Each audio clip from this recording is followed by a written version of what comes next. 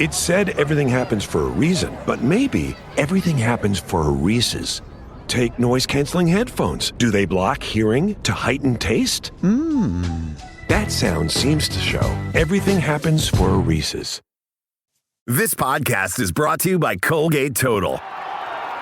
We take oral health as seriously as you take sports. That's why Colgate Total Active Prevention uses advanced technology to help prevent oral health problems like cavities and gingivitis before they start. It's clinically proven to provide 24-hour antibacterial protection with twice daily brushing after 4 weeks of use. So get a winning routine and prevent oral health problems before they start. Shop Colgate Total Active Prevention at a retailer near you.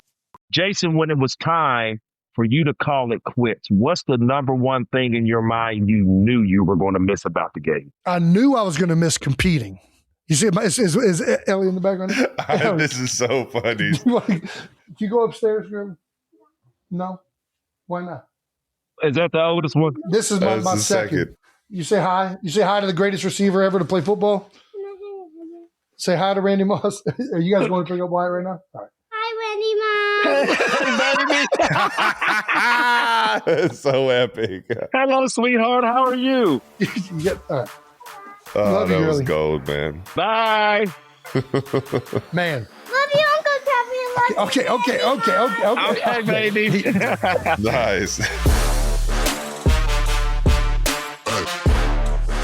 Welcome back to New Heights, a Wondery show brought to you by Expedia, the one place you go to go places. You can go anywhere, and it helps you figure out everything else to do while you're on the go, and it's where you go to do that. We are your hosts. I'm Travis Kelce, my big brother Jason Kelce out of Cleveland Heights, Ohio, representing the U.S. of A. Again, subscribe on YouTube, Wondery Plus, wherever you get your podcasts. Follow the show on all social media at New Heights Show with one S. We got a bunch of fun clips throughout the week, and that's where I like to watch the show, is the fun clips. So make sure you follow us on all social media. And Jason is now going to tell the people that are listening to this show what we have coming up. Howdy, 92%ers. We got another amazing episode for you guys. Responding to some of your fan mentions, and we're also going to build an NFL roster entirely out of dogs. Ooh. Oh, Randy Moss is here. That's right, baby. Oh, you got Moss. That's right. That's right. Yeah, straight cash, homie. Before we get into that, let's get into a little bit of that new news. Yeah, new news. New news. We are pre-taping this one. I'm sorry, no real new news. Currently, we're on location grabbing some incredible guest conversation. Not saying who it is, but we might be one of the GOATs of a sport that you love. Ooh. Yeah. So, I guess that's the new news. Yeah. All right. Nice. Let's keep this thing moving into Fan Mentions. Fan Mentions is brought to you by one of our favorite drinks of all time. I think Ed Kelce might be one of the top buyers of this drink, at least the diet version. It's brought to you by Pepsi. Shout out to Pepsi. All right. Here, NFL put out the NFL Combine then and nows. How about that? Look at these pictures. Golly, I was so fat. You were fat? You're not fat in this photo. It's not the best photo, but Yeah, the old straight on where you could see the double chin. how much did you weigh in that photo? That was a good 268, I think. I'm not sure. What was my combine height and weight? I was 6'3", 7/8", and I think I was like 258 or something like that. You're 6'4" and 7/8". Yeah, 6'4", 7/8". Yeah. Yeah. Either way. Just under 6'5". Yeah. Oh, man. Did you scroll down and look further? Jesus, Jason, you forget Oh, my the trimmer? God. Why do you look so different? Why is your nose so fucking thin? Crooked? Dude, I look horrendous. Why do you look like this? I don't know. I look like I'm going to get If stopped you at showed TSA. me that picture back in the day, I'd be like, that's not my brother. That guy's getting strip searched for sure. It's like the NFL purposely tries to get the most unflattering pictures of rookies. I don't know that it would have mattered what angle they got of me. I think I was just an ugly son of a bitch. You really grew into being a nice, handsome boy. So That's handsome. right. Look at you on the right there. You're all golden. Get some sun. yeah. You've been at the shore. Yes. Yes. Those pictures are always taken in the heat of summer. That first one on the left is February. That is a big difference. February in Cincinnati, training for the job of your life. Did you see the other guys they put out? No. I'll run through them real quick. Hold on. Who else we got? Ooh, Josh Allen. Jay Allen don't look too bad. Smooth cat No. right there. No, looks more artistic now. Derrick Similar- Henry, exactly similar, the same. young- Don't see any difference at all. Young King Henry. Jetta. young Jetta. A Raj, not much difference. Yeah, Kind of has a Lloyd Christmas. Go back. Got the Lloyd Christmas going on there a little bit. Yeah, the straight across. It kind of looks similar. All right. What do we got next? Chill out. This guy will never age. He'll look like this until he's fucking 90 years old. I think you're right. Burrow. I feel like Joey Burrow, yeah, just again, another guy who probably trained up north, didn't get a lot of sun. Second one, a little bit more sun. CMC, another guy's going to look the exact same until he's fucking 90 years old. Kind of look like a military cadet. Oh, Patty Mahomes. Still looks the same. Still looks the same. Not a big difference. He's got a $1 billion smile though. He's much happier. Much happier man in Adidas gear now than he was in Under Armour back then. Bake looks pretty similar. A little Beard's heftier of a better beard. Now. Yeah. Oh, that boy. Whoa. George has just been growing his hair ever since. He just hasn't stopped growing his hair. G Kittle, man, what a dude. Fucking love that guy. Oh, shit.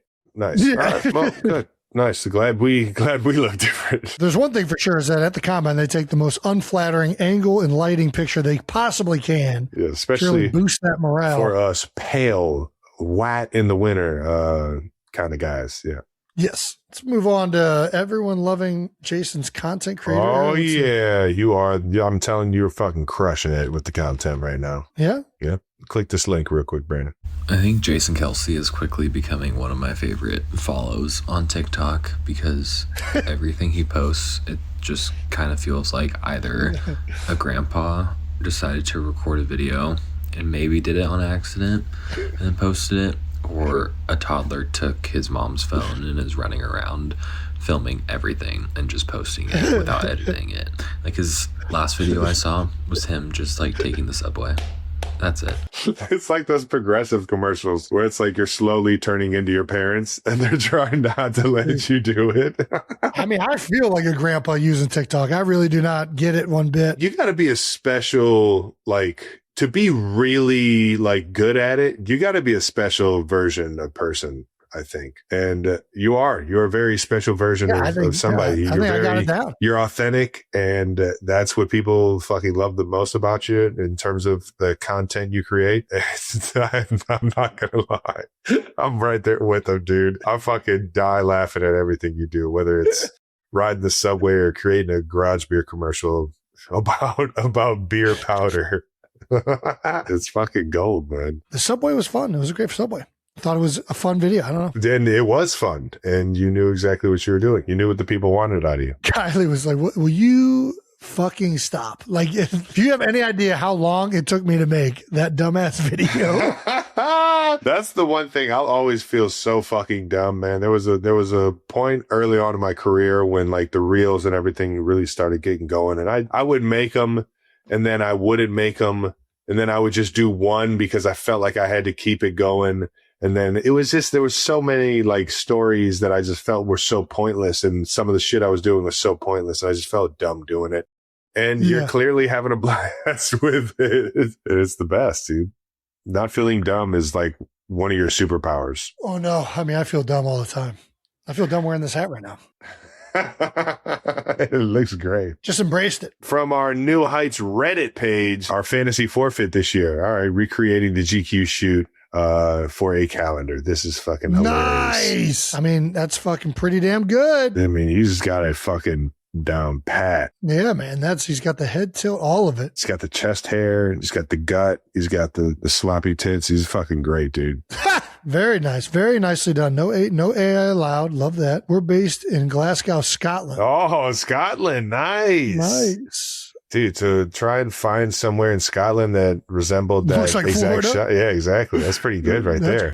Well done. Very well done. All righty. And yeah, I got a shout out from The Simpsons. How about this, Trav? Did you see this? No, I did not. Can you please? I mean, I didn't get a shout out. They just like mentioned my existence, which that's a shout out in my book. That's a shout out in my book. We fucking grew up in the heart of The Simpsons, man. Not that it's not still the heart of The Simpsons because they're still rolling, but awesome things for me to do in Philadelphia.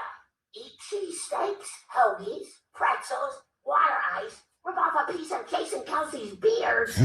Ah, nice, dude. You're just gonna have random people coming up to you trying to fucking yank your Rip my beard off. If it's Marge or anybody with the symptoms, or yeah, I'm in. That's pretty good right there. All right, that does it for Fan Mentions, brought to you by Pepsi. All right, let's get into this Randy Moss interview, baby. Straight cash, homie.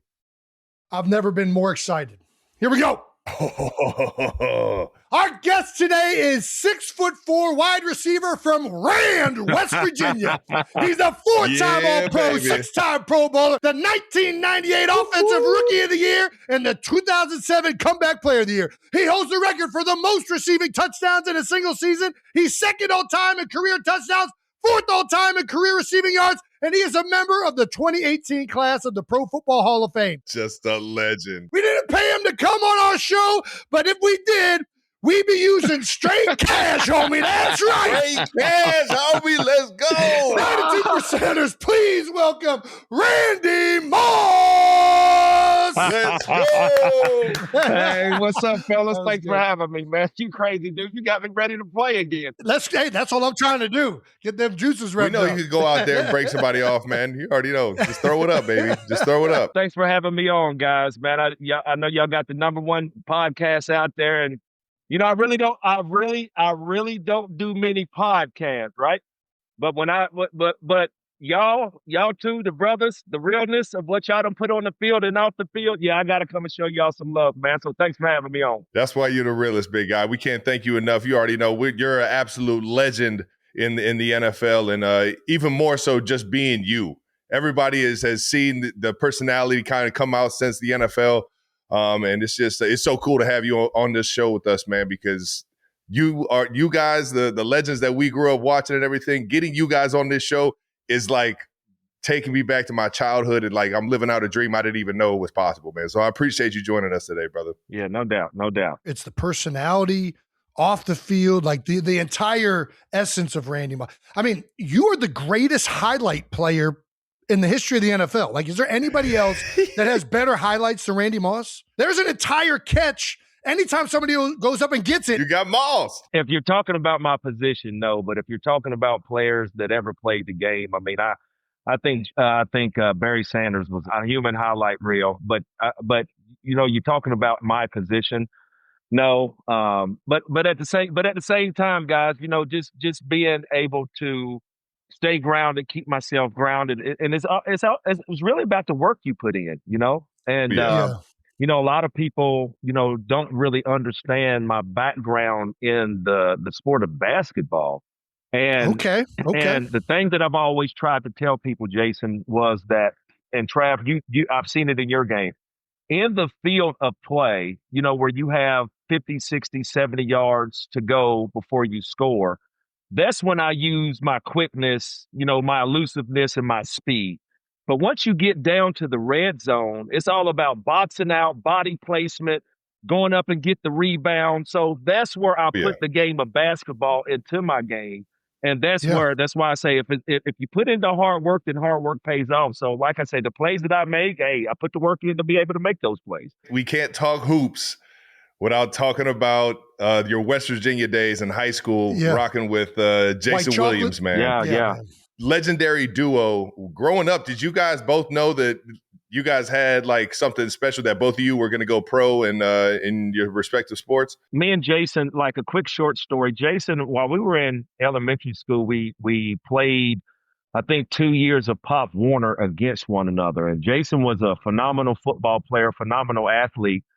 And every sport that I played, Jason played, or every sport he played, I played. The only sport Jason really didn't play or do was track. As far as baseball, basketball, and football, you know, he excelled at all three of the sports just like I did. And you're talking about honorable mentions, all conference, and things like that. Jason was that type of athlete, but I think he got kind of discouraged my sophomore year, his junior year, where the quarterback was already sort of in place. So he could really focus on basketball. So that was like Jason's last year of playing football was his 11th grade year or his 10th grade year. So we played AAU basketball. We traveled the country with one another. But I think the craziest moment for me was just playing against a lot of these former NBA players that we played against in middle school and in high school. And then, of course, that I branched off and made it to the NFL.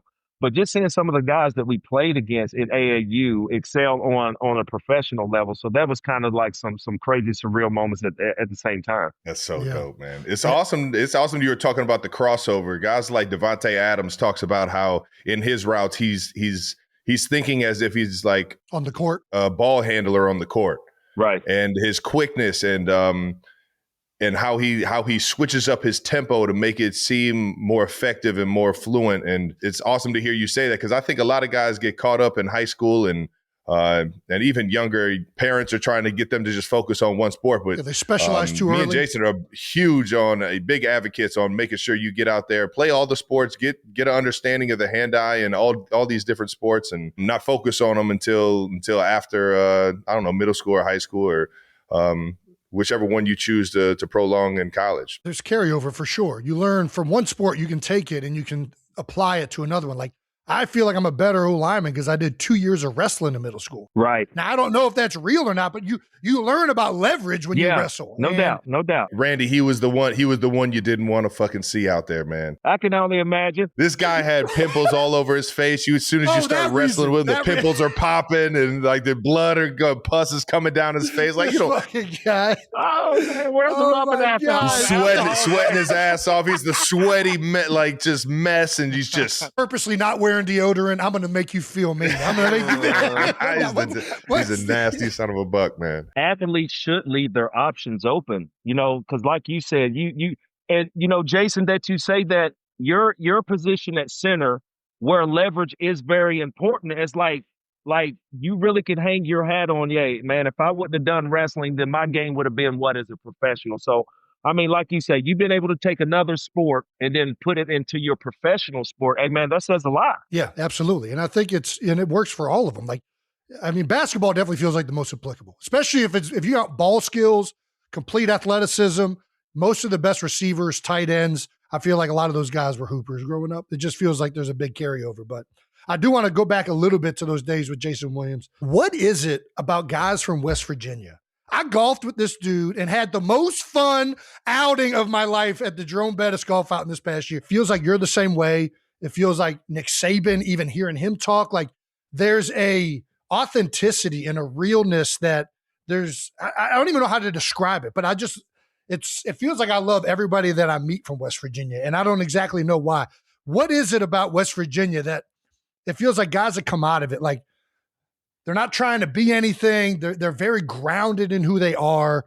They're proud of who they are, and they don't take shit from nobody. That's pretty much the vibe I get from everybody I've ever with. That is us. But to answer your question, I just think that if you come from humble beginnings, I think that really what keeps a person grounded. And I think that everyone that I've seen from West Virginia, all the celebrities, just being humbled and keep it grounded, because one of the biggest things that I said in my Hall of Fame speech back in 2018, just growing up and nobody caring about who I was or who we were. I grew up in an unincorporated community, and still to this day, my community is still unincorporated. So I just think that, being able to grow up in some real, type of surroundings and understanding what's real in life. You learn that at a very young age coming out of the state of West Virginia, and not just where I'm from in the county. I just think as the whole state as a whole, and what you see is what you get. So I know there's a lot of people, struggling back at home, and, that's one of the things that really kept me grounded, guys, of, going back and doing charity events and going back home. I even took my Hall of Fame jacket back home. And the reason why, because I wanted to give the kids something real to see, something real to touch. And it's like back where you guys are from, it's like when you see the Kelsey brothers, on television playing, winning Super Bowls, now you're seeing them, endorsing themselves. It's kind of like when you go back home and seeing people that you grew up with or their children and things like that. So I just want to be able to give hope to people, that grew up like I did. So I just think that, it just answers your question about people being from West Virginia. I know what it's like. I know what it's like, when it comes to hard times. And that's something that I never forget, and I try to relay that message, throughout my whole life. I love that, Randy. That is so good. We got to get into a little bit of a story that Julian Edelman told us. Yeah. Our guy, friend of the show. You played with him as a rookie.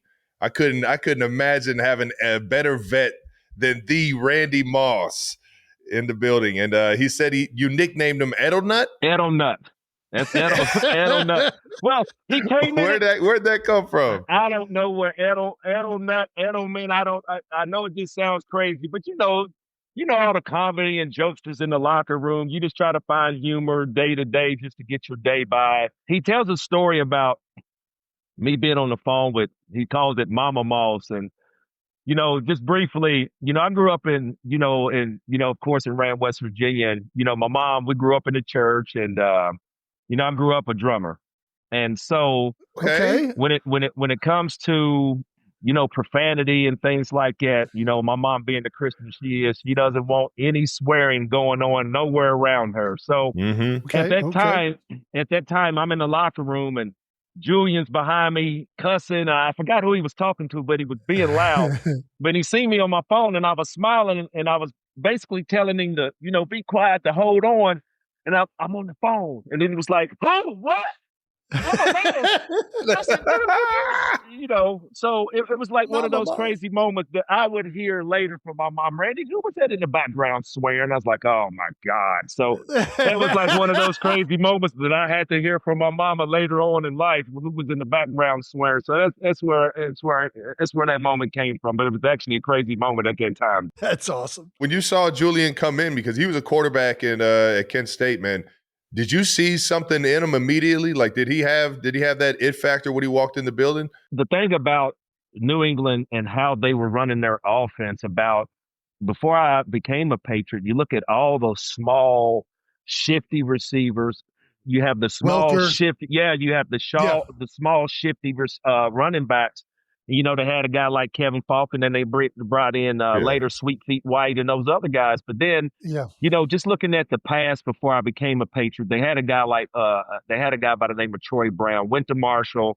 I studied his game. I was a two-way player. I was a big fan of his, and I was just looking at Troy was coming off a knee surgery. So we bring in myself, we bring in Welker and Edelman at the same time. So they're trying to figure out, where they can put Julian Edelman coming out of Kent State as a quarterback. So all the gadget plays they knew they had in Julian. But I just think being a Swiss Army knife of getting in and out of cuts, he had to learn that. And I didn't have a problem throughout a 14-year career of teaching a guy the game. I think it's the more you know, the better it helps you as a team. Oh, yeah. And so I really didn't have a problem with Edelman or anybody teaching them the game. And I think that I just saw his speed, his swiftiness, but at the same time, you guys know as a young rookie, his willingness to want to learn the game. So that's really what took me over the top with him. And then he tells a story about me giving him money to feed the guys. And your late draft pick, some guys may be a undrafted, free agent, but they still got to chip in to feed the veterans. So I just thought at that time, and I don't know how much he was making, but that's always been my heart, just for the guys. And you know how the vets get. You know how we get. The vets will be ruthless. Especially y'all, the old linemen. The donuts, the food, whatever's not there, you guys will go crazy. So that's what I was thinking about. That's right. Well, that's awesome, man. All right, let's flash it back a little bit to West Virginia again. All right. So you're 1994 West Virginia Player of the Year in football. Also won the West Virginia Player of the Year in basketball twice. Ooh. You said you were more of a hooper.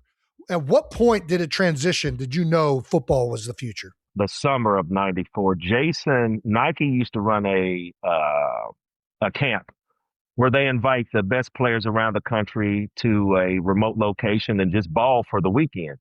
Yeah. Well, Jason was, he's a year older than me, and I always played a year up. Most guys do when it comes to like AU and things like that. So, So the following year, I went to the Nike camp. I got the invite. Me and another guy by the name of Gene Neighbors ended up going to LSU playing point guard for them. And speaking of Gene was the only guy that I ever seen give Jason fits as a point guard. They used to go at it. And if you ever ask Jason, say, Jason, did you and Gene Neighbors used to go at it?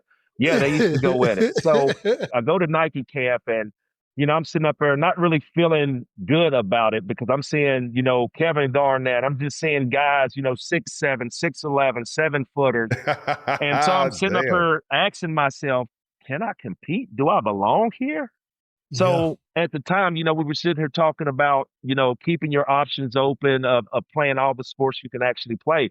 Well, I was a seasonal athlete, just like maybe you guys were. Whatever season it was, that's what sport I played.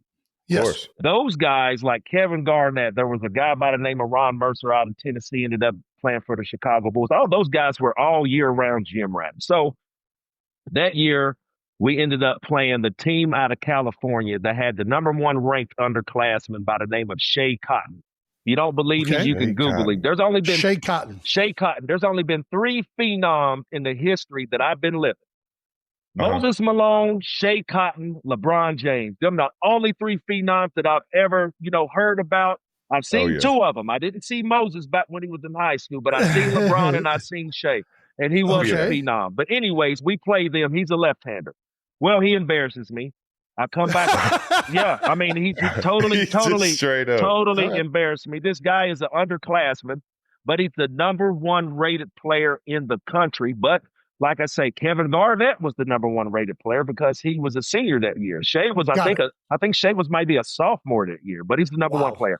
Anyways, I get embarrassed. So then I'm already feeling a certain type of way. Well, we get a rain delay. I'm on a court. Kevin Garnett's out there playing. So me and him somehow get into a one-on-one match. I asked Kevin, does he remember this? And he kind of looked at me. I was like, well, Kevin, I got great memory. I remember this story. I remember like it was yesterday. using my speed with basketball, guys, I try to get to the rim and try to lay it up as high as I possibly could over the white box. Okay? Okay. Yeah. Man, you got to be up there. Kevin Garnett gets up on the basketball, Jason, and pins my ball with the palm of his hand. So I'm already feeling discouraged from Shea Cotton and what he did to me. And now Kevin Garnett did this to me. So then when I go back home, they said, hey, man, you went to Nike camp. Moss, how did it go? I said, football player. That's what I'm going to be.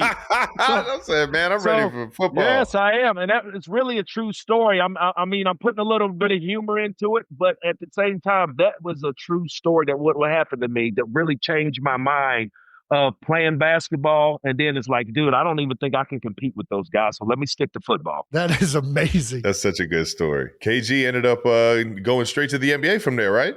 Well, yeah, from high school, but see, the thing about it was kind of crazy because we had a couple nights out where we seen each other. And of course, we supported one another. We ended up taking the iconic picture together. But like legendary. I said, I just told, just Kevin, just more of the things that when you grow up playing against certain guys, I get fueled. I was fueled in height. Seeing other guys that I played and competed against to make it to the next level. And that's when I started, when I got to college and seeing Kevin on that level. And I was like, hey, man, I could really compete.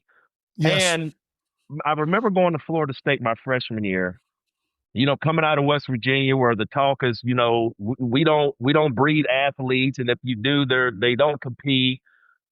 So I think that I had a lot of questions about my game at Florida State. But then I left Florida State, went to Marshall, and I had a lot of confidence. And the reason why I had a lot of confidence because a lot of the guys professionally came back to Florida State and trained. Trav, you'll love this one.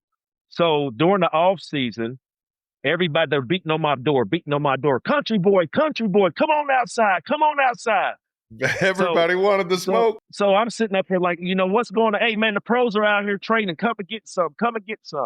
So, it was guys like Devin Bush, senior. He was still in the National Football League. He went to Florida State. Just a lot of the past guys that made it because Florida State was putting athletes in the league like right and left. So I get out there and those guys are talking, oh, you're the country boy I hear about. Well, anyways, I go out there and embarrass those guys. I handle my business. And then right after that, the spring comes. I have a great spring, and then I go back to to West Virginia, served some jail time, and ended up getting, thrown out of Florida State. But anyways, getting back to the story of the confidence factor of being able to have the confidence coming from Florida State, and then from the AAU basketball court to Florida State, seeing guys drafted that I played with at Florida State, seeing guys drafted that I played AAU ball against. You're talking about confidence and not looking back. And then also the trials and tribulations of this, coming from the state of West Virginia. Dude, it was destined for me to really get out there and just grit my teeth and just go get it. That's Heck awesome, yeah, man. Heck yeah. That's such a good story. From one flip side to a Nike invite to realizing that, this might not be the thing. And then on the other flip side, going down to Florida State and realizing like, oh yeah, I got something over here. Right. That's a dope dynamic. I feel the same way because a lot of times people ask, like, when did you know you could go to the NFL? It's like, I kind of started knowing once I saw guys go and I was playing against them. It was the same way in college. Like, I'm like, man, am I good enough to play in college? And then I'm playing against Thaddeus Gibson over at Euclid. And I'm like, I can compete with Thaddeus. Nice. And he was committed to Ohio State. So I feel like I'm right there. And then all of a sudden you're in college and you see guys that you're teammates with go and you're like, okay, I might get a shot at this thing. And what was it like? You just mentioned going from Florida State, going back to West Virginia, Marshall. What was that like? It was hard for me, guys. And the reason why is because what I struggled with, as far as my upbringing, then got into that high school, fight, getting sentenced to some jail time. And, it's kind of like that, throughout my whole life. I think a lot of the people around the state seen my talents and, wanted me to be a Mountaineer. And, I followed the Mountaineers. They, competed against Notre Dame in the national championship in the late 80s. So, I've always followed the Mountaineers. I followed Marshall, in the divisions that they were in and the players that they even put in their program. But I just always wanted to get out, Jason, and just being able to get out and then coming back home, it was kind of crazy to me. And like I said, being able to see those guys pull up in the Lexus and the Mercedes and seeing a lot of things that I didn't see growing up. So when I came back home, it was kind of depressing for me because I kind of failed myself. Yeah. And I think that being able to get an opportunity to play football again, I got with Marshall. I had a great group of guys as far as my teammates, just being able to uplift me in certain situations and certain moments. We went undefeated my first year. So I think that, a lot of the stuff that, I took from Florida State, I took to Marshall, man. And like I say, the rest is history. You can look at the record books. You can look at the scoreboard, the stat sheet. So like I said, man, that's right. So I just took a lot, from Florida State. But at the same time, like I told you, what fueled me to go out there and try to make it to the top. I didn't want to take that little bump in the road, going back home to Marshall. I just took that as another opportunity to go reach my goal. Hell yeah, man. Hell yeah. Well, it worked out. Heck yeah, it did.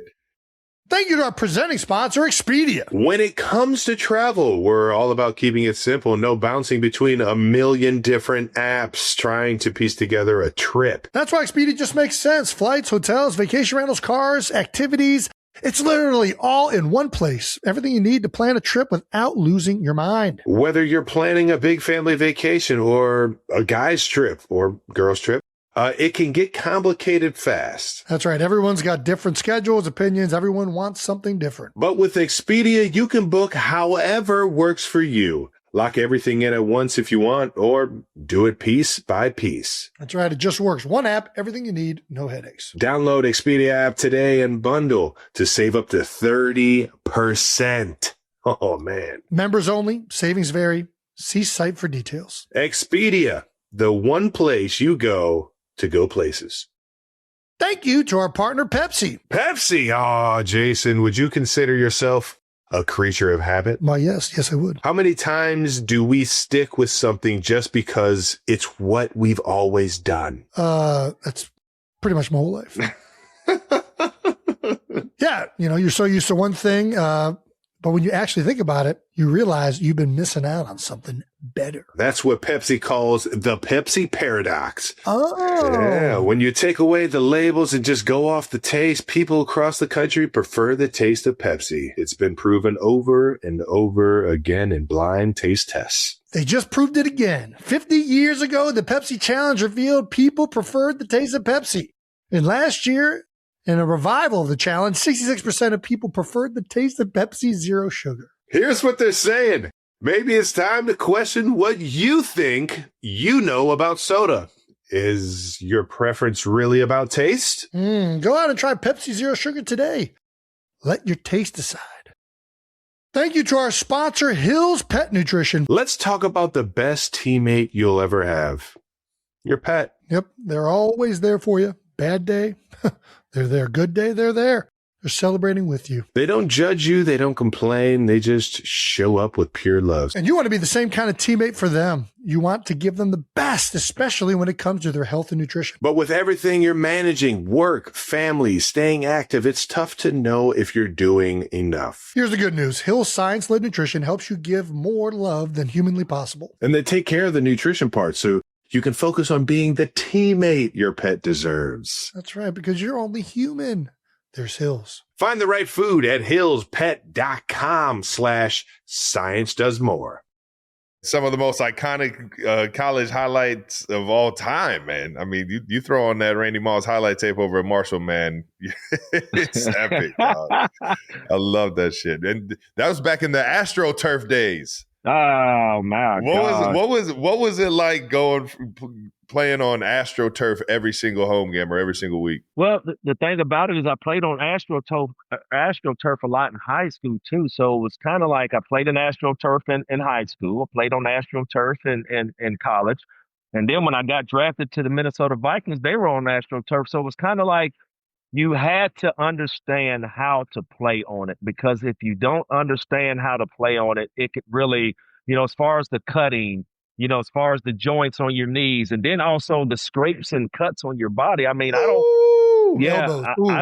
don't really know my degrees as far as burns, first, second, or third degree, but I've seen a man on game day to have his whole arm stripped from here all the way down to his wrist, and it was like pure, Velcro, man. And it was pure white. Oh my gosh! Flesh. So like I say, flesh. I had to learn. Like I said, I had to learn how to play on it, but at the same time, just being able to make the transition to the grass or the field turf. I mean, I enjoyed every moment of it though, because I played on the worst. One stadium in that we played in high school, Lakewood High School, and that was only really the only chance I ever had to play on AstroTurf. But when you came in the league, you had all fields. It was AstroTurf. It was baseball regular fields, and then it was baseball fields. Yeah. Like you were playing on the infield, you were playing on Astro. Like that's such a crazy dynamic. We complain about field turf now, and it's like, man, guys were playing on carpet and running on a mound. They were running to second base out there. I'm gonna tell you one of my craziest moments. Of course, I don't think I've ever won in Philly. But really? they used to have a wall in the visitors' locker room. Did you ever hear about that wall? I don't think I've heard about this. All the former players, and I don't even know how far it goes back. I know it's back in the 70s. I mean, you got from Walter Payton, Refrigerator Perry. You got all the guys. Well, anyways, when they come into the visitors' locker room at the old vet, we would sign this wall.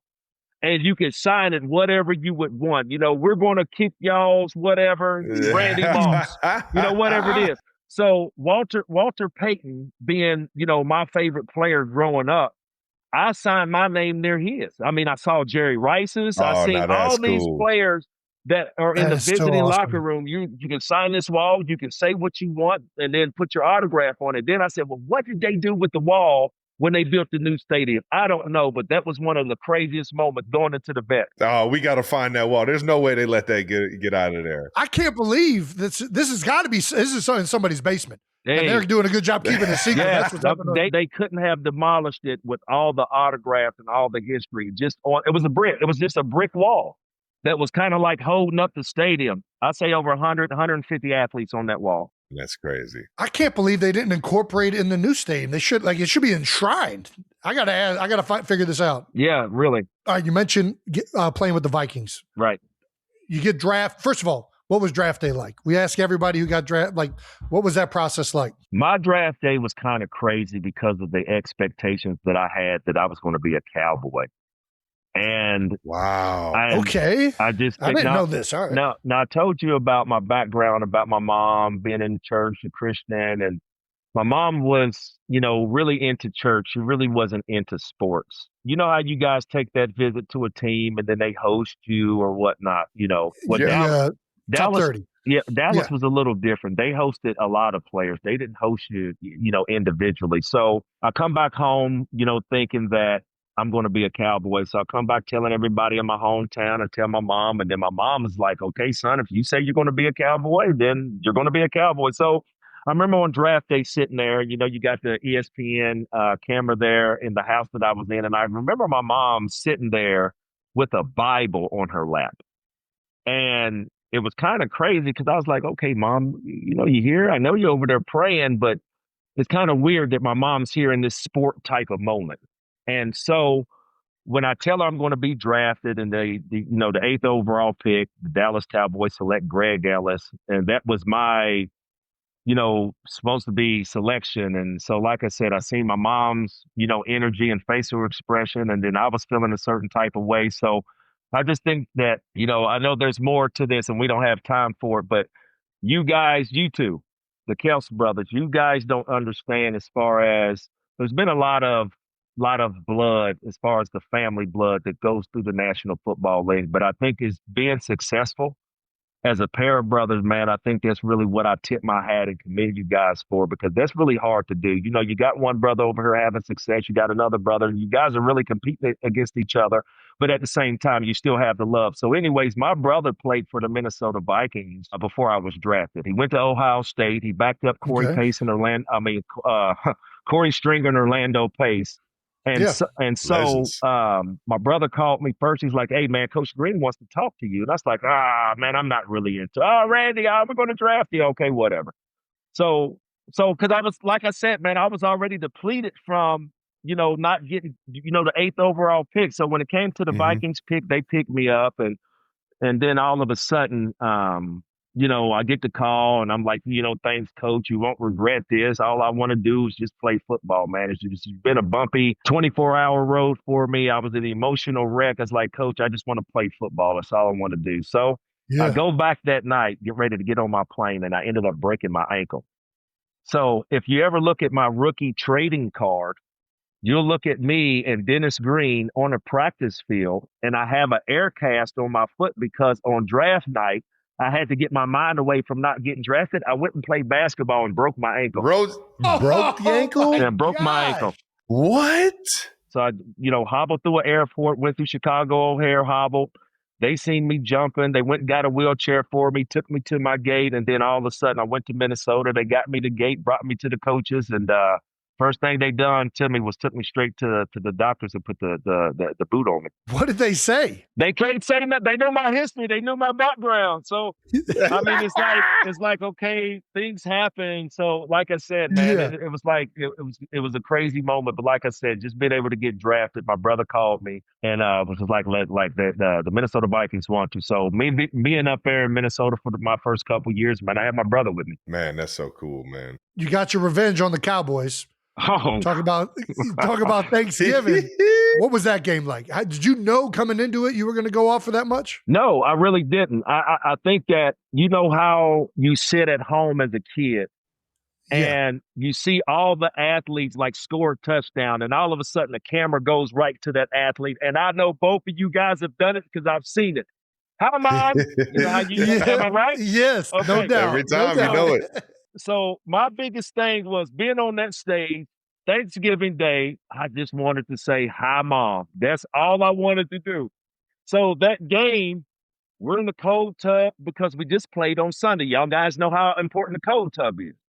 Oh, yeah. So I didn't want to get in the cold tub, but the veterans forced me in there, and I went up and having those 3 catches, that iconic game. But I think for me, just going up there, just being able to ignore the noise of seeing familiar faces, because I remember when I took that trip before the draft, I seen, some faces, as far as the recruiting and the scouts and things like that. So me going out there, just seeing some familiar faces, I had to be able to ignore that, but at the same time, put my focus on going out here and having a great game. But then out of all the things that I'll say this, with that game, with my mind being everywhere, my wide receiver coach, God rest his soul, Hubbard Alexander, and Chris Carter, Jake Reed, our wide receiver core 3 deep. We all stayed together that game. And it was my rookie year. I mean, I know my coming out party was the Green Bay Monday night, but that game against Dallas, guys, it was kind of like it was so emotional.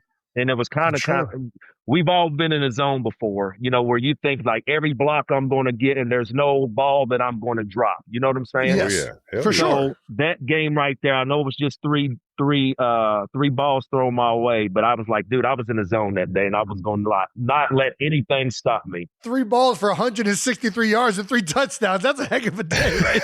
I hang my hat on that one. One of the producers is a Cowboy fan, grew up in Texas. He has this in there. I got to ask, and we know you're involved with Boulder.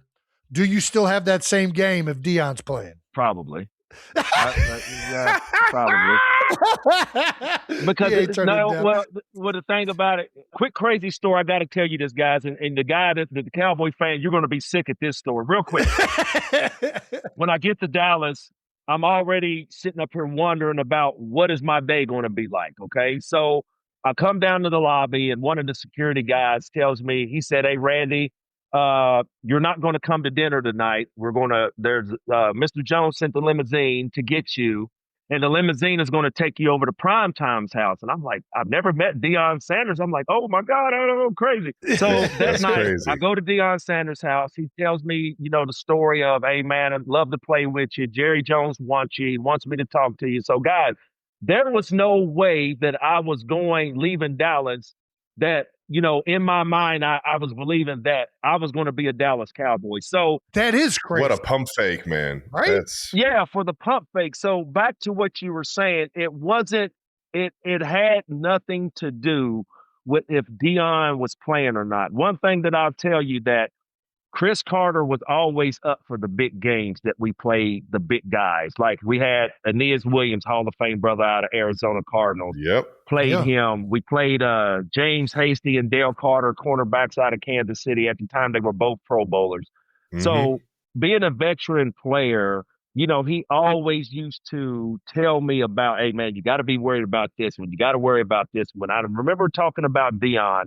And he was like, "I don't know if he's going to play, but if he does, you got to watch out for this. You got to watch out for that." So I was just up to the moment of my rookie year, knowing it was Thanksgiving, everybody talking about me and Deion Sanders. And I was like, man, I can't not worry about Deion. That's how focused I really was, guys. I really was focused that game. Was there a DB throughout your entire career that you kind of like give the tip of the cap to that he always made your job just that much harder? Yeah, and I'm not ashamed to say his name. Darrelle Revis was a gnat. Yeah. The Darrelle, he was just a gnat. I mean, and the thing about it, what was you going to ask me, Jason? What made him good? Yeah, because it wasn't like he was like this crazy, like fat, like, I mean, he was, but what made him so good at corner? I mean, without stating the obvious, guys study, they study techniques, they study, formation, things like that. But by him being not as fast as, a Champ Bailey or Deion Sanders, the man was athletic beyond, when I say athletic, if you study a guy like Darrelle Revis, go back to his highlights back when he played basketball in the state of Pennsylvania. Okay. Ooh, okay. Do some homework. Okay. So when I go back to do my study, and I already went back to his high school looking at his skill set, because I remember the release. I did a release his rookie year. And then the second year I came back, I tried to do the same release, and I'm like, oh my God, he got it. So it was kind of more like he did his homework on me. Now it's time for me to do mine, which I thought I did. But I had to really go into my study mode with a guy like him because he was so good. And I just think that the way he knew how you stepped, how he knew body language, along with having a great defensive coordinator and a guy like Rex Ryan, and then later on going to, Bill Belichick's defense. So like I said, Darrelle Revis was a gnat. He studied, but I think one of the things that he really didn't get credit for was how good of an athlete he was, just not as a cornerback, but the man was a hell of a guard too. Heck yeah. When I got to go up against him, he was so stout and strong. He had great patience. He never opened his hip. It was crazy. Do you remember the time when they took you out of the 3-point stance and they let you get out here and line up at that wide receiver? Oh, yeah. Well, because But because the crazy thing about it was, Trav, it's kind of like we knew, as football fans, like, hey, this man right here can play some football. So then all of a sudden, now they detach you from the tackle and let you get out there to 2-point stance, and then you really get to see how shifty you were as a player. That's how I went, Jason. That was a perfect impersonation right there. You don't look at the shoulders. You're going to get lost. Right. You're going to get lost in the shoulders. Being able to go against certain guys like, a Charles Woodson, a Champ Bailey, a Darrell Reeves, a lot of that stuff was important because of if they do their study and learn how to be patient at the line, you'll definitely have success against most wide receivers in today's game and pass. I love it. We usually ask, what is your welcome to the NFL moment? But you made the Pro Bowl your rookie year and we're second team all pro. It doesn't sound like you had a welcome to the NFL moment. That was like, I guess it was the Cowboys game. I guess it was the Green Bay or Cowboys game. Like, there were positives. It wasn't. My welcome was like facing off against Ray Lewis for the first time. I'm like, man, I can't believe I'm trying to block Ray Lewis. Ooh. Do you have any moments like that? I think what was crazy for me, and it was Monday night. It was Monday night in Lambeau. And I don't remember the result of the play, but I remember walking back to the huddle and I walked right past Reggie White. And just as, just could feel the aura. Dude. Like, it's the minister of defense right there. And so hope that guy doesn't get his hands on me. God damn. No, because, there's already a clip of him throwing Chris Carter out the way. He's trying to chip the edge. But I think, imagine that throw. But I think that was a moment for me. I think just not looking at the actually the stats and the yards. I just think being able to look and seeing that I'm on the same football field as Reggie White. And then there was another clip of me talking about my coaches telling me, hey, man, sit down, man, come and rest your legs. I was like, no, that's Brett Favre. That's Brett Favre. So we got to keep going. So it's just crazy moments like that. I just remember Brett Favre being on the field, Barry Sanders being on the field, and then walking past Reggie White as a rookie. So it's kind of like the guys you grew up watching, and now you're on the field playing against them or with them. That's probably my surreal moments. Oh, yeah. Heck yeah. I had one of those surreal moments when we played the Patriots for the first time. I saw Tom Brady in person, man. Live in action in his super suit wearing the 12, man. How was it when you went to the Patriots? Was it a night and day like difference from anywhere you had ever been, or what was it like meeting Tom for the first time? Dude, we can have fun on y'all's podcast all day, but check this out. So y'all know You're the best. So Saturday night before the game, we're in a hotel, we're the visitors, right? Yep. So we're on 2 floors, and you got the security on both floors and all this crazy stuff. So we're the Raiders. We play on Sunday. I fly back to Minnesota. So one of my former teammates is at the hotel getting ready for the Monday night.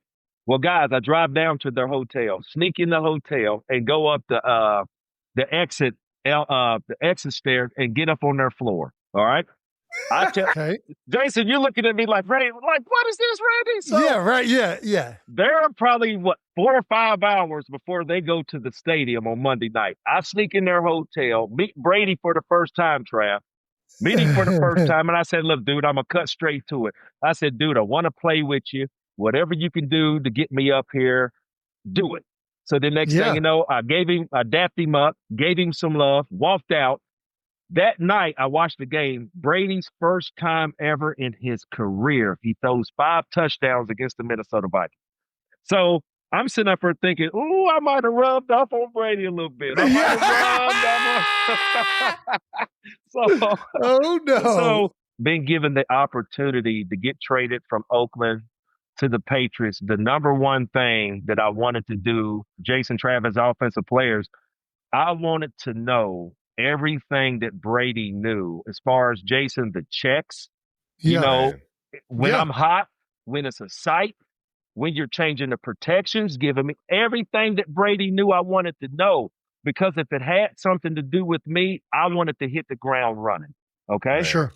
Yeah. And it's so, crazy. And I had high expectations and end up getting a hamstring injury that forced me out of preseason. And so actually my first actual game going out here really doing it was week 1 against the Jets. And so, like I said, I was coming off a hamstring injury. But anyways, the rest is history about the 23 touchdowns and the record-breaking season. But like I said, I just wanted to know everything that Brady actually or possibly knew that could help my game out. Not enough guys play this game through the eyes of the quarterback, man. It's crazy how much you can benefit off of understanding the whole grand scheme of things.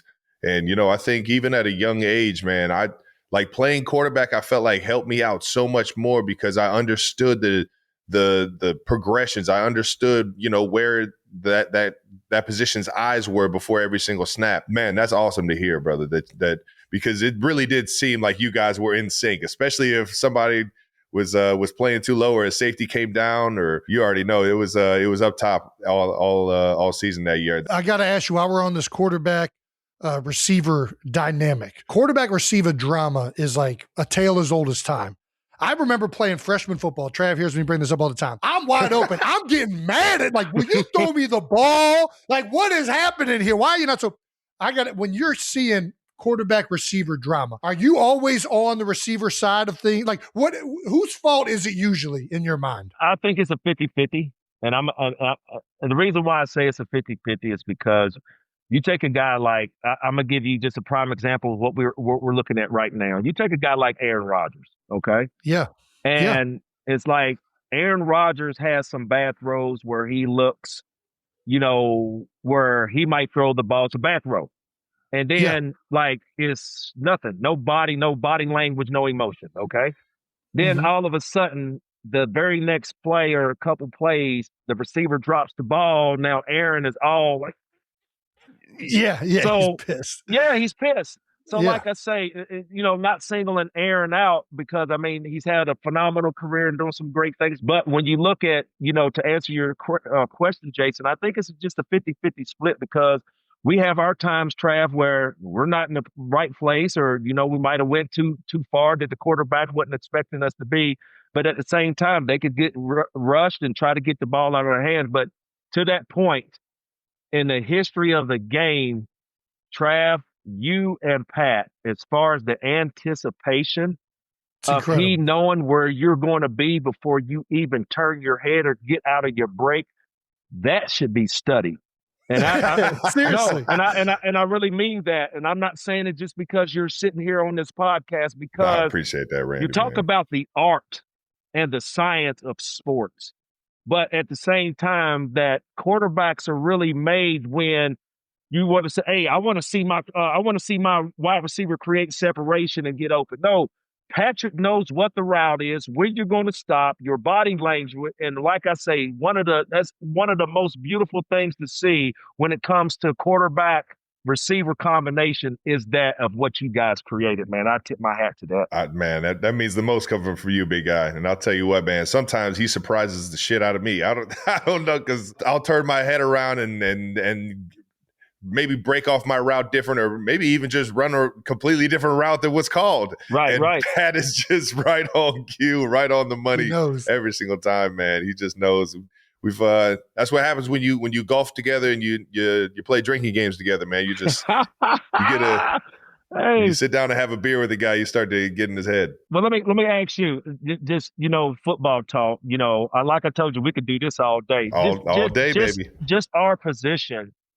When it comes to the chemistry that you guys, between you and Patrick, that you guys created, how did y'all create that chemistry, bro? I mean, like, I know you're going to say practice. I know, no, it's not just practice. Like, what type of belief that, like, y'all's conversation, like, how did y'all make that? Talk to me, man. Tell me. You already know. I think you already know. It's over. It's all the reps. It's all the reps. But at the same time, I think there is just a natural understanding of your backyard football. Like Pat'll tell you from the get go. I came into this thing with Alex Smith. He's more 7-step. That ball's coming out. You know what I mean? And you got to be there. Pat's kind of like, yeah, I'm around my 7-step, but I could airtime on it, do something with my feet. My 7-step might not be, I might stretch my drop this time. So his timing is more just feel out the game. And I kind of have that similar timing as well. And I remember I went up to Pat one time and was like, all right, man, if they go this coverage, I'm going to run it like this. I'm going to run it like that. hey, what do you think if I give him a nod here and take an extra like tick to get out of my break? He was just like, nah, man, just get open. Just get open. I'll throw it when you get open. That's crazy. He was just like, bro, the guy he's trusting me to get open. He said, I don't care how you run this route. Right. You just get open and that ball is going to be there on time. And it really shows that, not trying to throw it. And Jason, I'm not going to leave you out, my brother. When I look at your game, I looked at more of your game toward the end of your career. And the reason why is because both of you guys toward the end of at the end of your careers, you were playing at a high level. So they both basically put the Kelsey brothers together.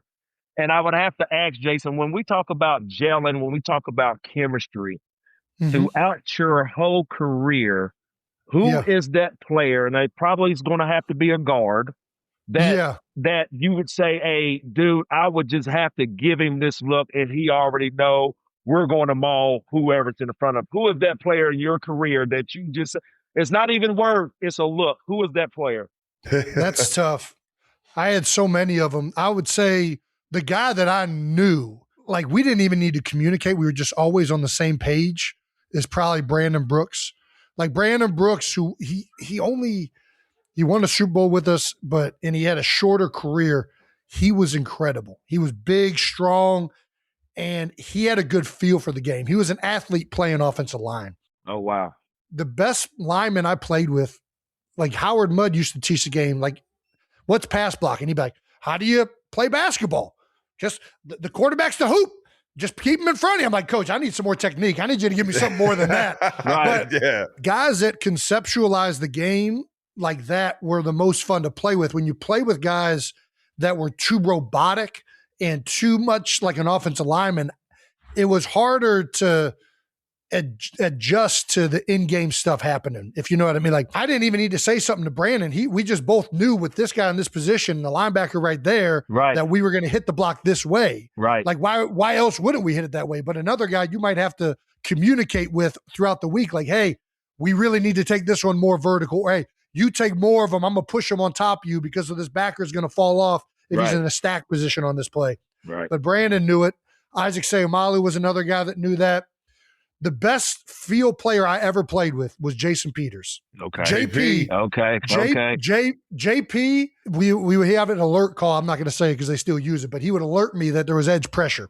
Okay. And I'd be looking out there. There's no safety cap. And I'm like, man, how does this dude know that this pressure is coming? I'm like, whatever. I'm going out there. Sure enough, they bring the nickel, right? There's certain guys that just understand spacing and alignment. Right. And those guys were so valuable on game day because you didn't need the coaching on the field. They just could go out there and play. And those are the guys that I always gelled with the best, for sure. The Lane Johnson, I got to throw him up there too. That was like my second brother for a long time in Philadelphia. Like he got drafted 2 years after me. We did our whole career together, still doing his thing out there. Right. I just didn't do a lot of communicating with Lane. Lane was more all the way out there on the edge. It was more like you said, guards. Well, I got to ask you guys, I know this is y'all's interview, but, I've asked it, and I know Trav, I know everybody's speculating. Jason, you first. I know what I missed when I told the people that, I was going to hang it up, and I remember crying. And my wife, I remember hearing the car door slam, and my daughter and my wife came in, and I had to, wipe my face and do all that crazy stuff because I didn't even want to see.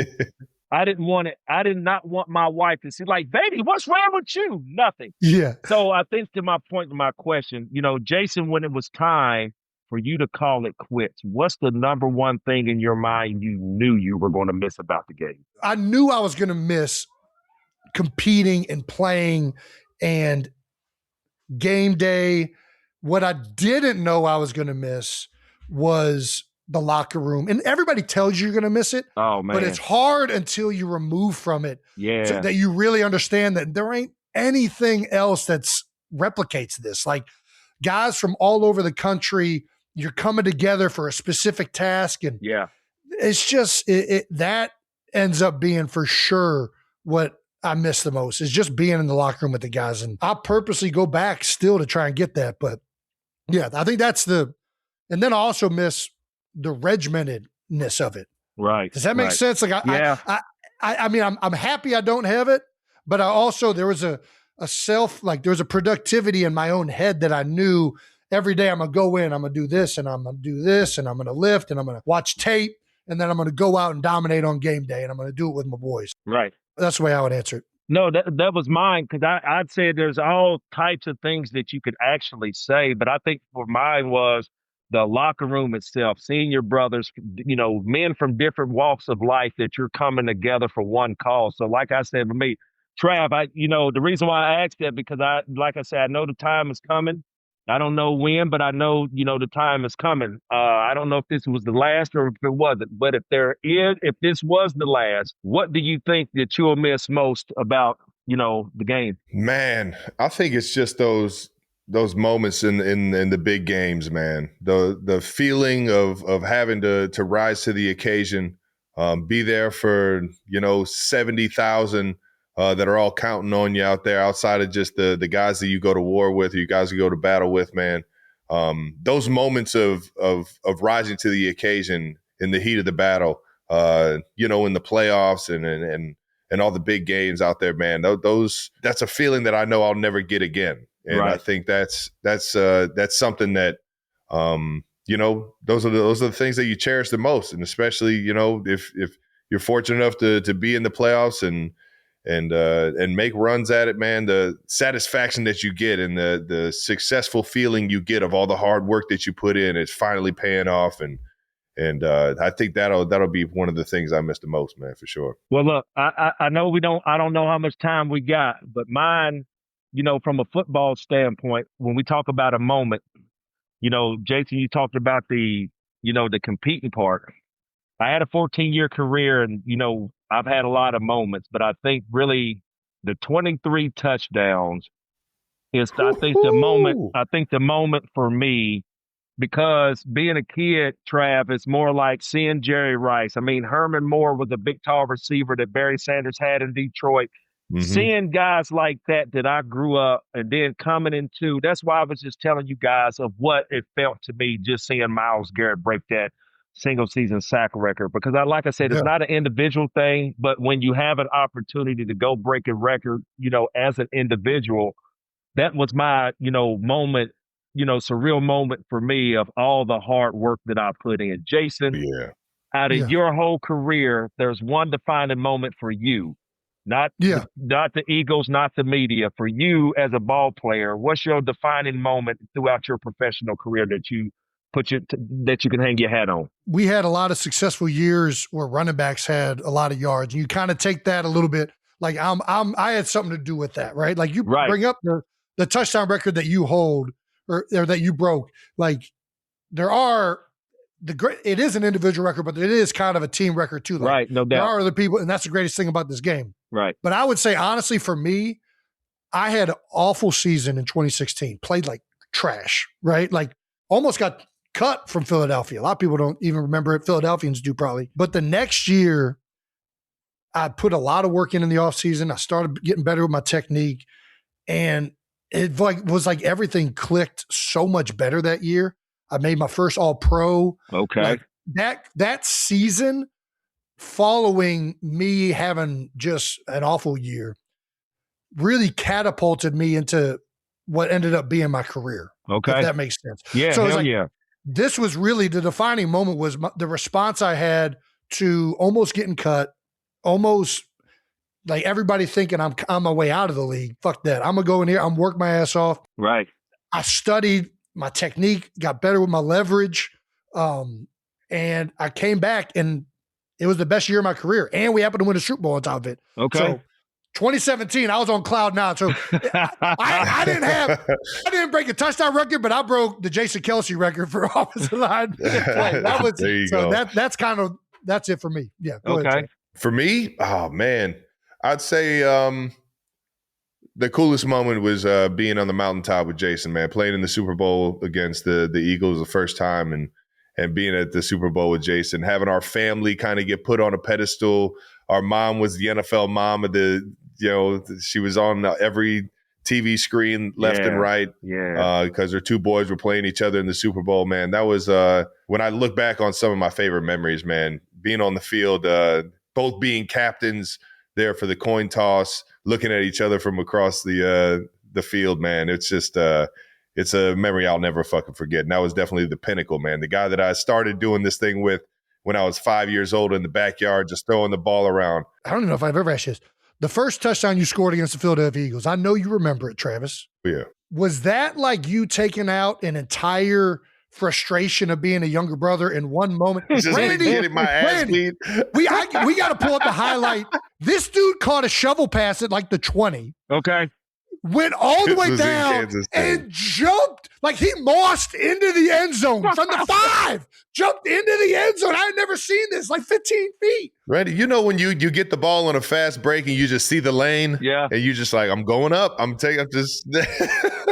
It was like Jordan, man. Oh, gosh. Yeah, no, 100%. Yeah, that was for getting my ass beat all those years when I was younger. I finally had a chance to make it even. Yeah, he's officially way more athletic than I am. There's no question. Thank you to our sponsor, Allstate. Checking Allstate first could save you hundreds on car insurance. That's smart. Mm-hmm. And not checking if the chair's sturdy before you lean back, Travis. It's uncalled for. It was honestly a mistake. These things, they aren't easy to replace, the antiques.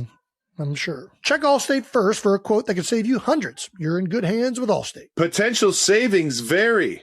Subject to terms, conditions, and availability. Allstate North American Insurance Company and affiliates, Northbrook, Illinois. Thank you to our partner, Planet Fitness. You know what's underrated? Recovery. Arguably just as important as your warm-up and workout itself. And that's why Planet Fitness knows recovery is key. So they created the PF Black Card membership. And it gives you way more than just great equipment. You can get access to their Black Card spa or hydro massage chairs, red light recovery, all that good stuff to help your body bounce back. Plus, with the PF Black Card, you can always bring a friend. That's right. No more lonely workouts by yourself. Nope. Now you got a workout buddy to keep you accountable. And with access to over 2,800 locations, that's right, 2,800 locations, there's always a Planet Fitness nearby, whether you're home or on the road. Get strong and recover stronger at Planet Fitness. Join the club today, in person, online, or on the free Planet Fitness app. All right, we got to ask you this. You brought up Philip a little bit earlier, Randy. Could you still moss somebody right now? I joked with our ESPN Countdown crew, Rex, Alex, Teddy, and Greeny, Shefty every week, and they sit up here and say, hey, man, you look like you can still play. I really believe the way that they changed the rules of the game, that I could really still go out there and give a team close to double-digit touchdowns. I really still believe. Let's man I can still get up on the rim. I can still dunk a basketball. Okay. Okay. And so me just being able to go up and just use my hand-eye coordination and body control. And I think that's one of the biggest things, because I sit up here and talk about you got mossed every week, and I talk about the DB not getting his hands around, and talk about the hand-eye coordination that the wide receiver needs. I think that's very important, as you get older, no matter, how old you get. Like Mike Evans is still out here making plays. And you think about it, Mike Evans was not always the fastest wide receiver, but as far as his athletic ability, his hand-eye coordination, just put it in his vicinity. So to answer your question, I still think I can still go out here and maybe get close to, 10, 11 touchdowns a season.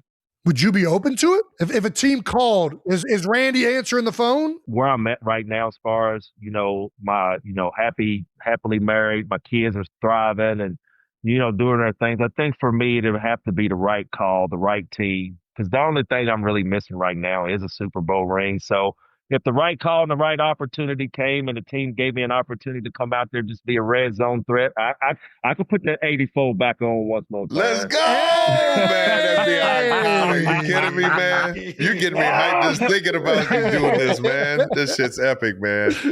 Look what Phillip Rivers got everybody thinking. We just one more, baby, just one more. Phillip Rivers had everybody around here. He had people like had Cam Newton cutting up on his podcast. He had everybody around that played the game of football really thinking they could put some WD-40 on them joints and still come out here and make something happen.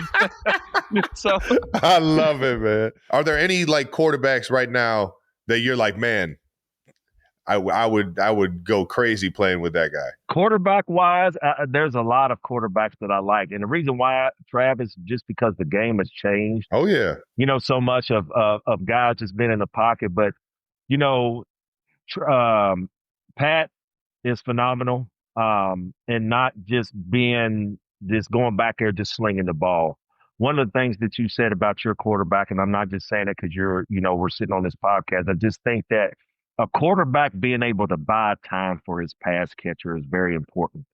You have guys coming through here like Jason. I remember you telling the stories about you going against Aaron Donald. Yeah. All of them. Guys are so bigger, faster, stronger now in this day and age in this game, and having a quarterback to be able to give you a little bit more time to work your craft is what I look at right now. And I think that if you're just talking about three quarterbacks that comes to mind, I love Joe Burrow's game. I love Patrick Mahomes' game. And then, of course, I think it'd be, a guy like Josh Allen. I love his game.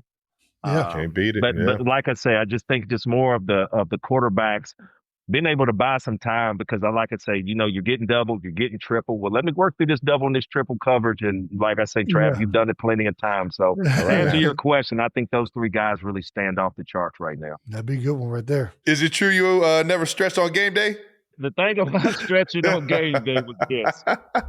And hopefully you guys can definitely attest to this. It's kind of more like getting down and touching your ankles or, loosen your hamstrings up. That's not the stretch that I meant.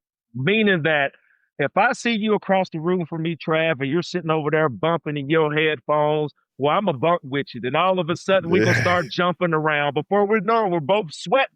So basically, that's what I meant, that I don't stretch on game day. I rely on my brothers to help me stretch. So it's just more on the jumping around that we do, all the, some guys have a little false enthusiasm in there. But like I say, it's just more like getting around your brothers and us, bringing the energy out of one another. Bringing the energy, baby. That's my stretching. You got to do it together too, man. You can't just let one guy try and be it, man. Everybody's got to bring it. We got one more for you, though, big dog. And then we'll let you get out of here.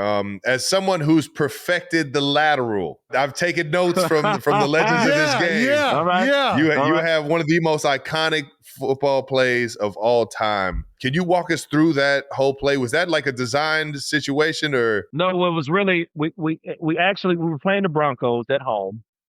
And I remember, of course, the last play. And I think that at the time, my quarterback, Dante always had a strong arm. But I think in that case, I don't think that Dante could have got it to the end zone from where we were. So he rolled out to the right, and I remember that it was more like just a Hail Mary. Uh-huh. Yeah. And so he throws the ball, and I get up and catch it. And the one thing about it, being a pass catcher, Trav, is like we have to decide kind of like at the last minute, do we want to hands it or do we want to body it? So it was more like in the situation, the ball was hanging in the air a little too long.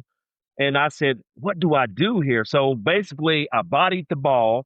I got up, I bodied it. So when I came down out the side of my peripheral, I see a purple jersey. So man. And now we're on the court, and now I see that's the no look. You know the no look. You know the no look.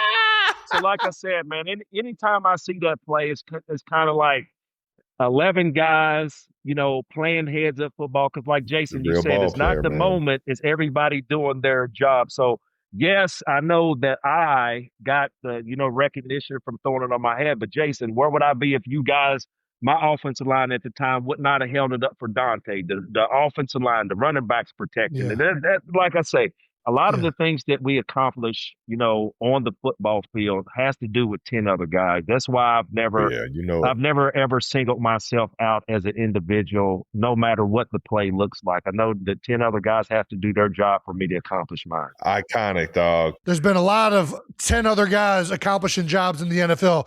Nobody has ever lateraled a ball like that, bro. That's all I know. And nobody ever played the game like Randy Moss, baby. Randy, thank you so much for joining us, dog. I do not want to get crazy on the ending of this show, but to let you guys know what being on this show really means to me, You already know what I was battling, Yes. throughout, my cancer and just coming up on my 1-year anniversary. I told you guys about my brother and what, my brother went to Ohio State. My brother ended up dying. I went to the Hall of Fame in 2018. All right. My brother passed away in 2019 and, things wasn't, great as the relationship. When I tell you guys, when I look at you guys and see the things you guys love in your relationship, when I say that I get jealous about it, it's not a jealousy. It's more on that I wish I would have had that type of relationship with my brother. And the reason why I'm telling you this, because I remember after y'all's game, Trav, you came up and kissed your big brother on the cheek. Do you remember that? Oh yeah, Dude, I remember if there's anybody in all of sports history, football, basketball, anything that really felt that brotherly love, hey, you guys, where's it at? Y'all give me some, man. No, man, I love you, dog. You already know Shout out that. to y'all, bro. Hey, congratulations on your success, man. This podcast and your career, man. Thanks for having me on, guys. Much love to you. God damn, man. Just a special dude, man. The best. The absolute best. He's so fucking down to earth and so just himself, man. And he's always just being the most giving person. You know what I mean? He's the most shirt off your back kind of guy, man. And we got to catch some fish with the big guy. I just started getting into the old wildlife, man. And fishing is one of those things, bass fishing specifically, I haven't really done. I've done a bunch of fly fishing, as you know, Trev. Bass fishing is one thing that I've never done. Everybody raves about it. Even fly fishermen, they'll talk about taking poppers down and hitting the bass, especially like in June, July, once they start coming up. Water getting warmer, you do some top water fishing, and they really attack it.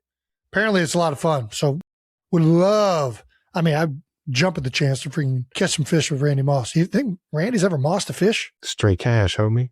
Come on now. I don't even got to stretch on game day. All right. Well, appreciate Randy Moss for jumping in. Now we got to get to some no dumb questions for you 92%ers. And all right, now, before we get out of here, it's time for a special edition of No Dumb Questions brought to you by Hill's Pet Nutrition. We've received a 92%er submission asking us how we would field a football team with dog breeds.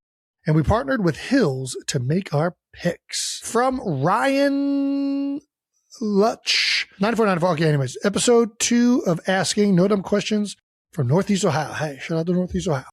Which dog breed best describes you guys? One for on-field and one for off-field. And the follow-up with all of these. Players as dogs or cats because, well, players as dogs. Players as dogs. Players as breeds of dogs. All right. Where are we starting with this? Since Hills knows there's no such thing as a dumb question, especially about pets, let's start with the first question.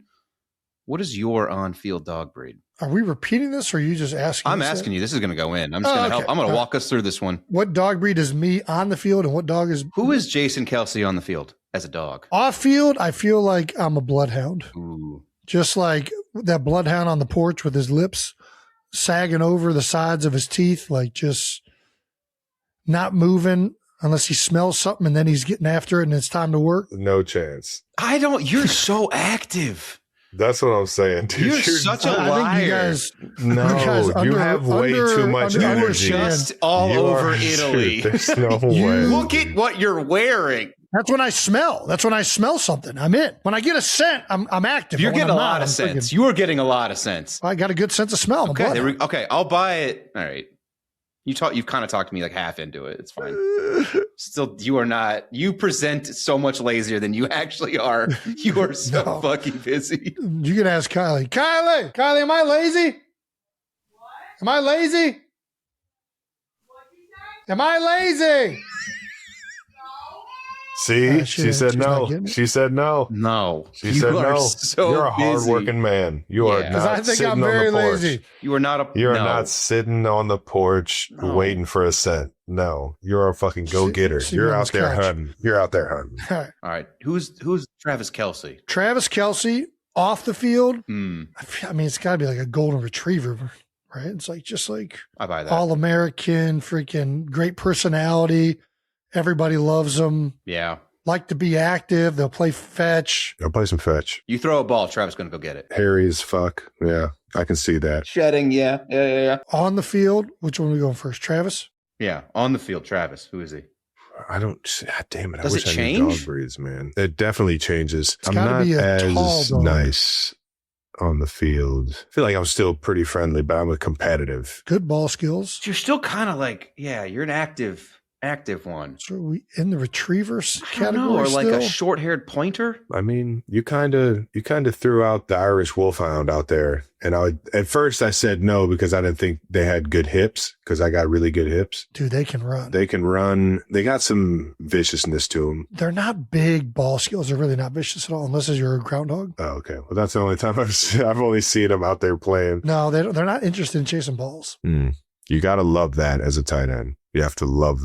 You got to love the chasing the balls. You got to be willing to do the dirty work. What about like a German Shepherd? I mean, German Shepherds could get huge. They're still like They can large get breed, big. but they're not that big. Yeah. Don't get me wrong. I'm not like the Gronks and the Jimmy Grahams of the world. You know what I mean? Like those guys are like 3 inches taller than me. You're 6'4" and 7/8. Yeah. I feel like you're a Great Pyrenees on the field. Oh. They're like herd protection dogs, right? So they'll put them out with the flock in case any wolves get nearby. So they'll get physical. I'll give you Great Pyrenees. I like Great Pyrenees. And I'm a team guy, and they run in packs. That's right. Yeah. I mean, All right, I'll take a Great Pyrenees. Great Pyrenees, because they also, like, from a distance can kind of give you a lab look. They're just much bigger. I like that. yes. Yeah. Yes. They're friendly as shit, too. I have a buddy's got Well, one. No, they can be. I think they can be. They can be. They can be, but they're also like, they were bred to protect. Where are the Pyrenees Mountains? Now we're way sidetracked. Are there Pyrenees Mountains? That's why they're the Pyrenees. Oh, didn't know that. Southwest Europe. Between Right. France and Spain. There you go. Yeah. All right, who's Jason on the field? Jason on the field. What dog is Jason on the field? Dude, he's a special breed of O-line. So it's like you got to have, I don't know what dog. See, I don't know dog breeds like this. I need help. I'll do a Mastiff. I like a Mastiff. I feel like a Commodore. Protector. It's got to be another herding dog. Trying to look at the herding. I'm looking at the herding group here. Ooh, what about like a Belgian Malinois? Not The bad. herding? Not bad one. Why do we want a herding? Well, like you're an offensive lineman. You're kind of like, you're in the protection realm. Yeah, I buy that. But there's like herding dogs. Like you can't be as athletic as the Great Pyrenees. Ooh, have you ever heard of a, oh my gosh, it looks like a lion. It might be called something a lion. You're talking an about African- a chow chow? No, it's like an African, It looks like a I lion. think it's called something African. Maybe it's Alaskan. Something with an A. I'm thinking like something that isn't like overly like athletic, just like is going to stand its ground. Yeah. I'm going to protect the house. You know what I mean? Tibetan Mastiff. Tibetan Mastiff. You ever seen them suckers? Yeah, that's a big boy. Yeah, I can see it. Oh man, that's a Jason dog. Look at that guy. I'm trying to figure out the hairy one. Look at that guy. That's a Jason. Yeah, ancient guard dog. Hell yeah. That's our fucking guy right there. That's Jason Kelsey. Pulling around the edge. That's Jason Kelsey. Tibetan Mastiff. I love it. Let's go. I knew there was some sort of mastiff. I knew I was on the right track. All right, where are we at? Here? We can click. What's the rest of a football team? What are we looking for in a quarterback? Quarterback, you want a good leader. See, that's that German Shepherd. Yeah, I was about to say German Shepherd. I would say Border Collie, but I don't know if that has the size. I kinda That want Border quarterback Collie a on little defense. taller. Border Collie would be a good safety. I think Border Collie is safety or defensive back. You see him go after the freaking frisbees. Like they're very good in space. Because I was also thinking Jack Russell on defense too. Jack Russell. Yeah, no, they're Maybe a scrappy. nickel? No, they're scrappy little guys. Put him at. Well, where put else him- are they going? What do you mean? Where else would you put him? Oh, I'm not putting him on offense. No, on defense. You Oh, said, I think if, said you, if you got a nickel. You said where defensive would you put back him? or like in your nickel, I would say maybe a nickel. Maybe I a feel nickel. like They Jack can Russell's more of an. It cover doesn't a have lot the of size to bruises. play outside. Jack Russell Terrier. It's like a little small It's dog. like the dog from the Mask. I think they were bred to like hunt mice. Maybe. They will wreck some mice. I don't know. I love those dogs. Those dogs don't need to be on the football field. Oh wow! No, I'm telling you, they play bigger than their size. Who are they guarding? Who's our wide receivers? What receiver? Okay, so if we're going German Shepherd quarterback, what are you putting out there? Wideout Greyhounds? Yeah. Only thing with Greyhounds is they don't have great ball skills. Dobermans. I was going to say Dobermans are DNs, right? They got that big chest on them too. They could be linebackers, maybe. Could be linebackers.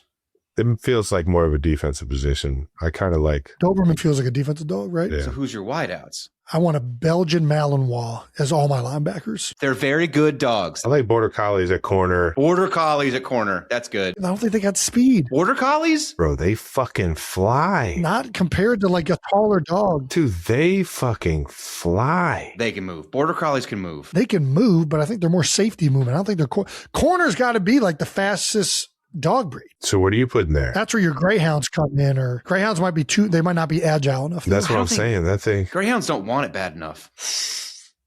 Greyhounds don't want it bad enough. Okay. Have you met a greyhound? No. Greyhounds don't have that dog in them. They're very skittish. Never met a greyhound. I've been on the greyhound so many times though. Okay. Yes. Yes. Love the bus. Okay. Where are we at? What about running back? What do you want at running back? Linebacker's got to be Belgian Malinois. What's the one, not the German Shepherd, but there's another dog breed that is fucking unbelievable. More athletic than a Shepherd, but a little I'm putting bit. Vizslas are my corners. Those things can fucking haul ass. They're agile as shit. I might even put them wide out.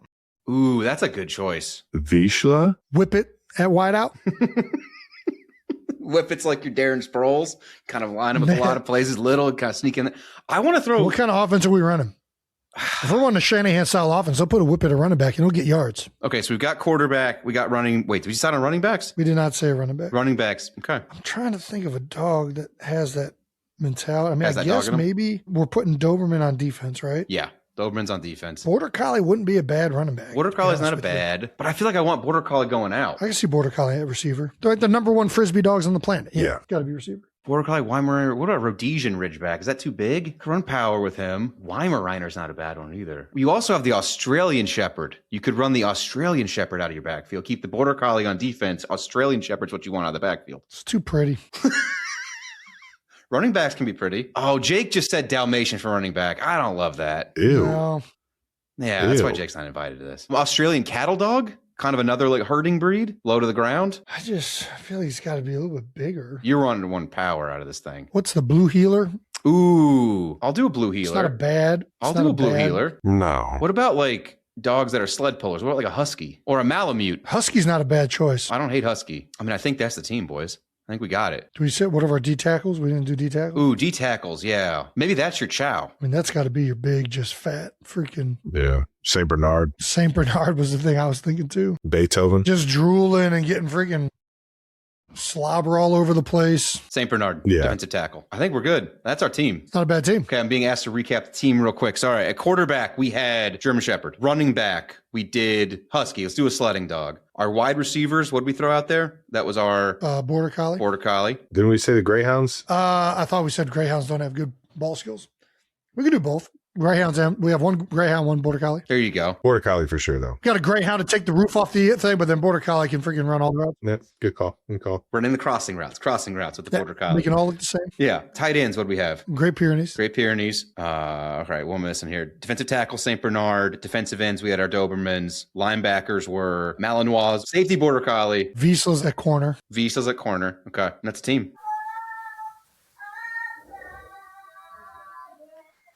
They're singing the national anthem. Yeah. You tell me watching the Olympics? And that is our time to wrap the segment. Oh, we're just getting started. All right. Now that we've built our team, they'll need the right nutrition for game day and every day. Pet parents know Hills is the best fuel for their MVP because you're only human. Hills is here to help with the rest. That's right. And that's also a wrap up on No Dumb Questions brought to you by Hills Pet Nutrition. All right, and that's it for this episode of New Heights. Thank you to Randy Moss. Make sure you subscribe to the New Heights channel on YouTube and follow New Heights on the Wondery app or wherever you get your podcasts. You can listen to new episodes of New Heights ad-free right now by joining Wondery Plus in the Wondery app or on Apple Podcasts. All right, now, once again, New Heights is a Wondery show brought to you by Expedia, the place you go to go places. That's right, the place you go to lock in all the places that you want to go. Follow the show on all social media at New Heights Show with one S for fun clips throughout the week. And thanks to our New Heights production team, we appreciate you guys more than we could ever say. And to the 92%ers, we sure love you guys for listening to us, laughing at us. Thank you.